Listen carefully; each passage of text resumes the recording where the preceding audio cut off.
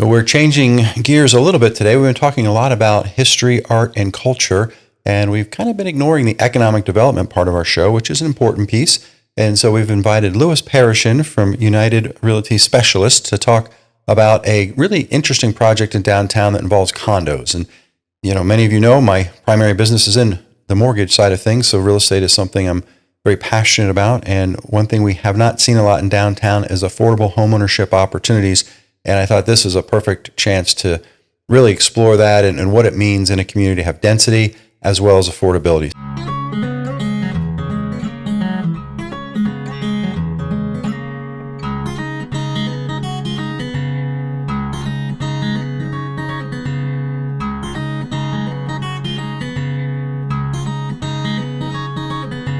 I'd like to welcome in Mr. Louis Parrish. Thank you, Tom.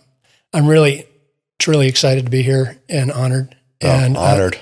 I am. I'm really grateful for what you're doing for our city and our community. You get your fingers in so many different things. You're doing a great job. Well, I appreciate. Thank you. I appreciate that. And for years I've just said I'm pretty much the cheerleader for those of you doing all the work. Mm-hmm. But before we get into your project, I need to know a little bit about you, because if I remember correctly, because I do a lot of extensive research for this show, you've been in real estate for about 4 to 6 months now? Yeah.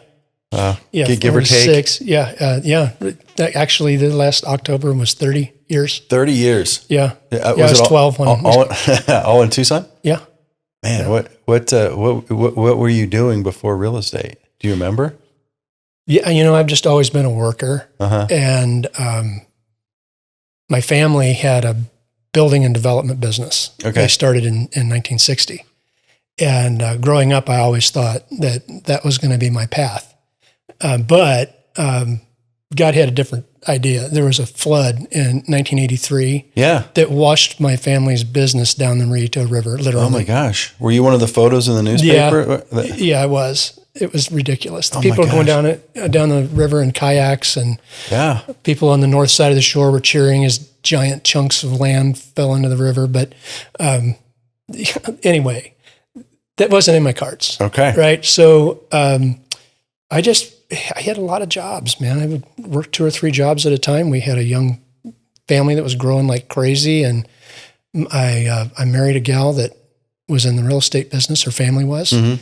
And they talked me into getting my real estate license in 1995. And I never went back. I mean, it's really my first career, to be truthful. 30 years later. Yeah. Did you go back to him and say, okay, I think it's going to work. I think it's going to work. I think it's going to work out. Yeah. There's been ups and downs for sure. And you own United Real Estate Specialists, or what's your role with them? My wife, Christine, and I own United Real Estate Specialists. So it's a brokerage. Okay. And I am the designated broker there. So I have supervisory duties. But I have lots of help. Sure. Greg Curtis and Suzanne Rothman are managing brokers. So they do all the file review and keep us safe. And my main job is to create opportunities for the agents that are licensed with us and help them build their business. And I sell a little real estate. Every now and then? Every now and then, yeah. Okay. I enjoy doing that. It keeps my sword sharp and my thumb on the business. Well, obviously you and I have crossed paths for 10 years at this point, I think, back and forth in this industry. So, your name is well recognized in this community for the good reasons. For the good reasons. So I was excited when I saw your company's name go up next to the apartments of Redondo Tower with the sign that said condos coming soon. And I was like, oh my gosh. Because first of all, I think we have to set a little bit of groundwork, and I'm not sure if you have the background on this or if I do, but one of us does. We don't have condos in downtown. We've got like sparsing little. We don't have projects. We got don't a lot have of much rentals. housing downtown. No, that's true. For ownership at all. But when people see a lot of these buildings going up, they're thinking, oh, there's a lot of condos going into downtown, but they're apartments, which really briefly, the difference between an apartment and a condo.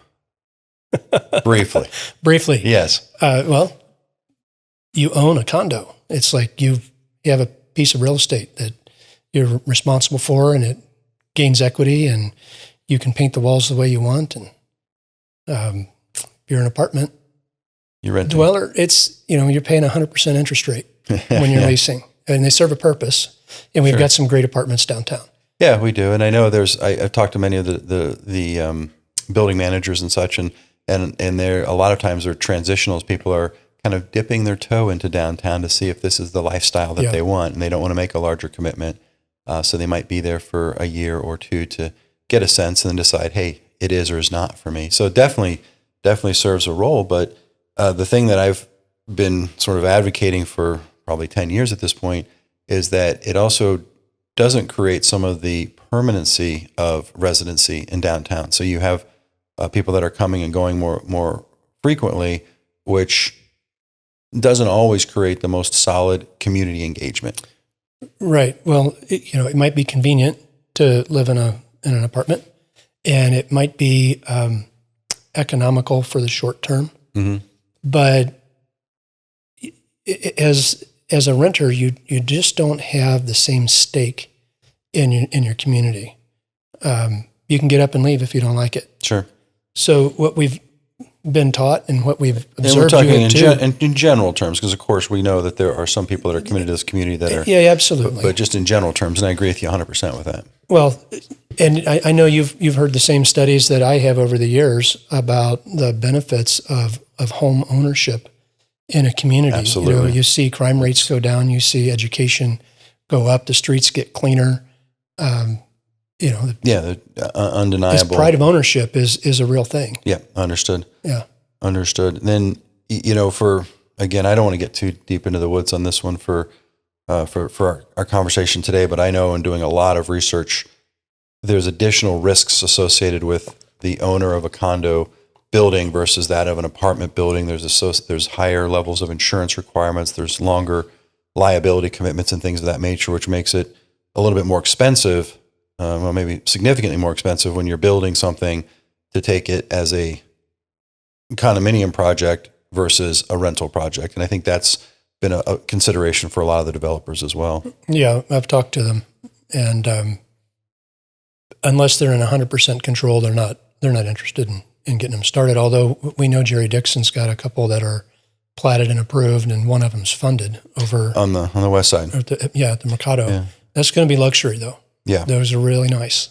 Yeah, that I've heard rumblings. I haven't seen any of the renderings, but I was talking to you, and I understand that they are going to be very nice, but that will come with a cost, which doesn't sort of fall into the affordable category. Right. So then we've got Redondo Tower, which has been in downtown for 50 years at this point, I think. Yeah, maybe. Yeah, since 61. Yeah, 60 years. Yeah, it's been an icon, really, because it's that tall building on the west side of downtown. You can't really miss it. Right. Yeah, it's iconic architecture. Yeah, it's got that little wave of is it a porte-cochet? Is that what you call those? The entryway. That's my favorite part because you go down a little bit of a hill and then there's the wave over it, and then you sort of you park, and I feel like I'm getting out like at a 1950s like a casino or something. Right. It just really has that flair to it. Yeah. But we have recently found out through you and the new owners of the building that they made a decision to take it from where it had been as rental properties and convert that project into condominiums. Right. Well, what is really fascinating about Redondo Tower is that it was originally built and platted as condominiums. Mm-hmm. So we didn't have to go through the same development process that, back in 2006 and 2007, there were a lot of condo conversions that basically started as apartments, and then they replatted them and went through all the rigmarole to get them there. But this one was already on paper as a condominium project, although it had been operating as an apartment complex. Did it ever operate as condos? I know it was built as condos, but did it ever operate that way? Well, so I was born in 1968. Okay. And it was built in 1961. My memory doesn't quite go back that far. Okay. But the rumor is it started off that way, and kind of a disaster cluster was happening downtown all at the same time. The Miracle Mile was being bypassed, and like you talked to us on the tour about the mass exodus, the city evicted neighborhoods full of people to make room for the municipal buildings. And downtown was under construction or under destruction, really, right about the same time that Redondo started. So got off to a rocky start. I think they sold some. So you're building this 9-story building, and then at the same time, you're taking everything else around it from all the reasons to live there disappeared in a short amount of time. But at least you could put up with construction for the next 5 years of your life if you bought. Well, that's like Tucson, right? That's why we live here. It's always under construction. No, but I think it failed to begin with, and then through foreclosure and consolidation, it ended up under one ownership. And they ran it as apartments for a long time, and it really had some glory years. Yeah, I know. I mean, for the longest time, it was the place to live downtown. And there weren't a lot of options if you wanted to have that experience.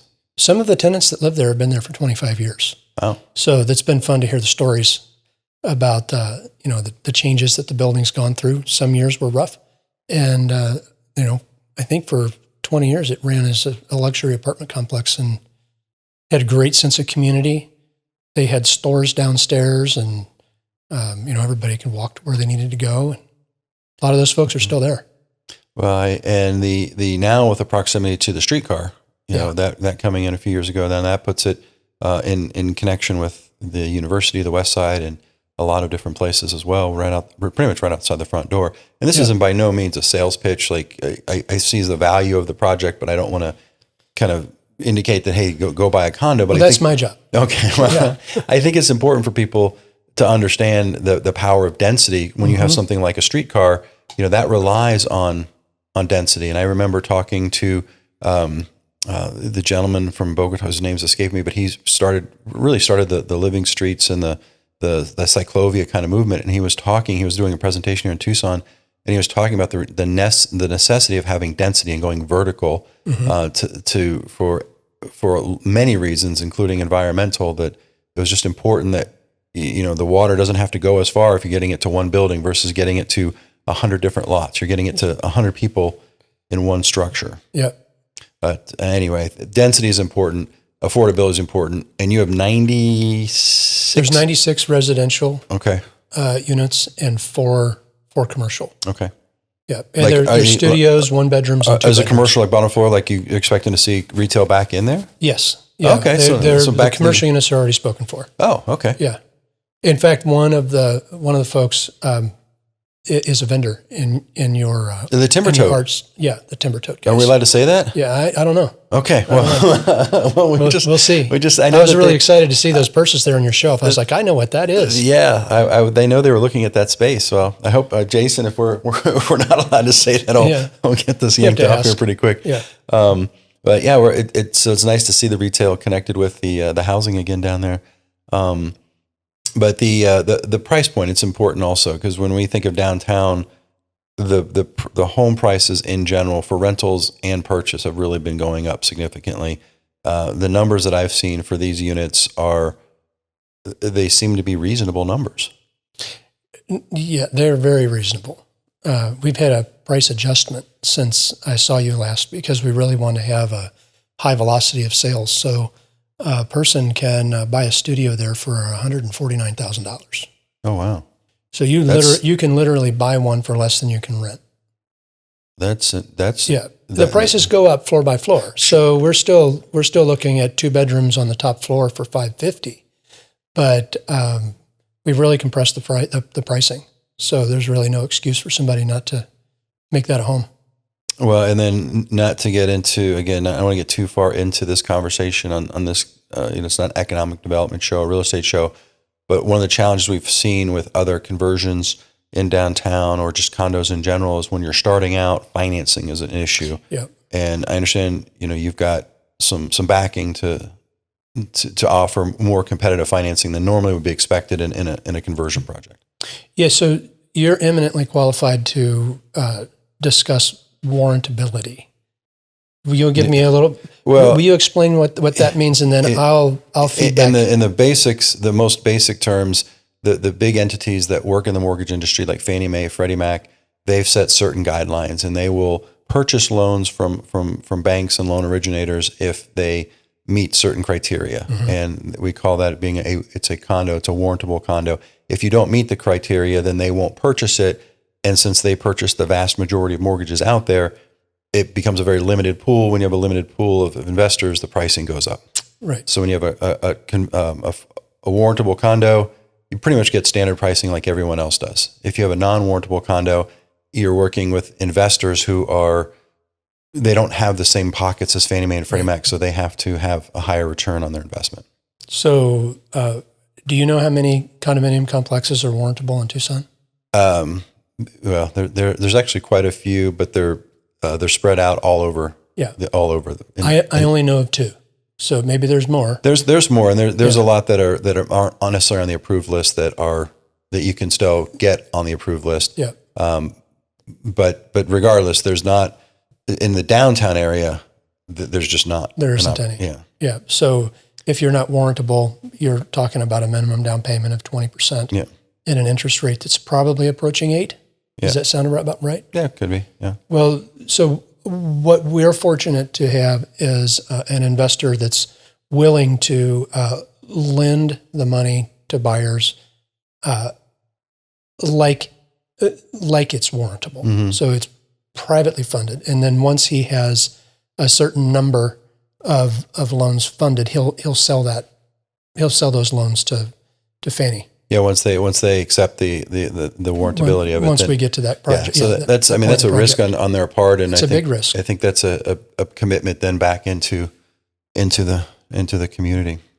Well, we believe in what it's going to do for the community in Tucson, having ownership that is truly affordable, right in the mix of all the great things that are happening in downtown Tucson. Well, we have. Before I get on the next topic, I just want to make sure, how do people find out more about this? Where do they get information about the opportunities or any piece of Redondo Tower? Sure. Well, we've got a great website. It's redondocondotucson.com. Okay. So that everything you need to know pretty much is there. And then if you want to talk to me, there's a button that you can push and it'll make my cell phone ring. And I'll answer any questions that somebody might have. That's pretty fancy. Oh, yeah. All right. Well, enough of the boring stuff. Let's get to what people really want to know. Oh, what do they want to know? 9 stories. Yep. East-facing wall. There are rumors.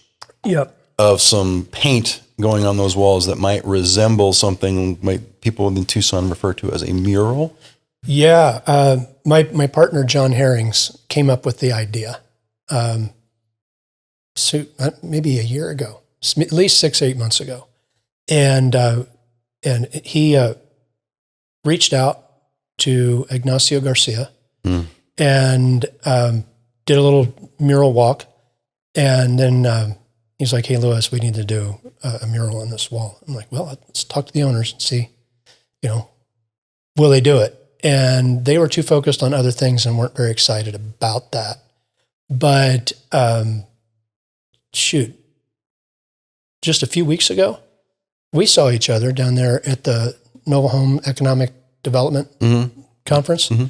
And the Palo Verde Bloom Festival came up as one of the keynote speaker topics, right? Yeah, with the Hispanic Chamber of Commerce. And I was like, oh my gosh, this is the synergy that we need to make this happen. What if we had a giant Palo Verde bloom on the side of the building and just coincided with the inaugural launch of the festival, and I could barely pay attention to the rest of the presentation, and called John. I'm like, "Hey, dude, let's try it again." In the meantime, we had called and emailed and begged Rio Nuevo to help us in some way, and they weren't super excited about that. But when I got back with them and said, "Hey, what if we tied this in with the Palo Verde Bloom Festival?" They gave us, I'll call it a soft commitment. Right? I don't have anything in writing. So for half the cost. And just yesterday, I sat down with John Herrings, my partner, and Rob Elias of the Southern Arizona Hispanic Chamber of Commerce, and Ignacio Garcia, the renowned muralist. And those two guys were so excited. They were like, "Man, we need to make this happen." Nice. And we left there and they said, "All we need you to do is get permission from your owner to put a mural on the side of the wall." and we'll make it happen. So, of course, I went back to my office and sent an email, and the owners are talking about it, and they can't see any downside. But I haven't checked my email since I got here, so I don't know if we actually have that. But what they're proposing to put on there is super exciting. It's way better than a Palo Verde bloom. There's this amazing piece of art that Ignacio put together for the festival, and he was just featured on K-Gun 9 News. And the name of the painting is Paola Verde, otherwise known as the lady in the yellow dress. Okay. It's stunning. Yes. Yeah. And it's going to look awesome there with a sunset in the background and a mountain off to the left. It'll get a lot of eyeballs and I think drive a lot of traffic to the festival. As I think it's a win-win for everybody that's involved. It absolutely is. And I'm excited for the opportunity. I'm confident it will happen. I'm excited that Ignacio is involved, because I know when he gets involved and his passions get ignited, and you give him a big stage like that, he just knocks it out of the park each and every time. If we move fast, they're saying that they can have it done by the spring for the opening of the festival. Well, better check your email. Yeah, I'm excited. Well, it's Redondo Tower, and you can look up Redondo Condo Tucson. Yes. Is the website. Louis Parrish with 2 R's. Right. Parrish at United Real Estate Specialists for more information. And of course, keep on tabs with our Facebook and Instagram as we post some pictures of Ignacio and is hopefully doing his fabulous work there. You can live, work, and play at Redondo Tower. I appreciate your time today. I appreciate what you're doing, and I appreciate you and the owners and your financing background, or your financing team there that are coming up with ways to bring affordable housing into a much needed area. So thank you for that. Thanks for having me here today. Well, thanks again for joining us for Life Along the Streetcar podcast. The episode originally aired on Downtown Radio, 99.1 FM. It's streaming on downtownradio.org. And then we make it available as a podcast for you, both audio and video, and most easily accessible through our website, lifealongthestreetcar.org.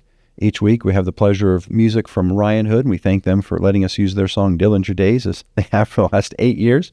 And I want to thank James Portis, our executive producer, Amanda Burns, our associate producer. My name is Tom Heath. I hope you stay in touch with what's going on in Tucson. Shout out anything you want us to cover in the urban core. Basically, Facebook, Instagram, any social media. Our handle's lifealongthestreetcar.org. Tune in each week for another episode. And until the next time, stay curious, Tucson.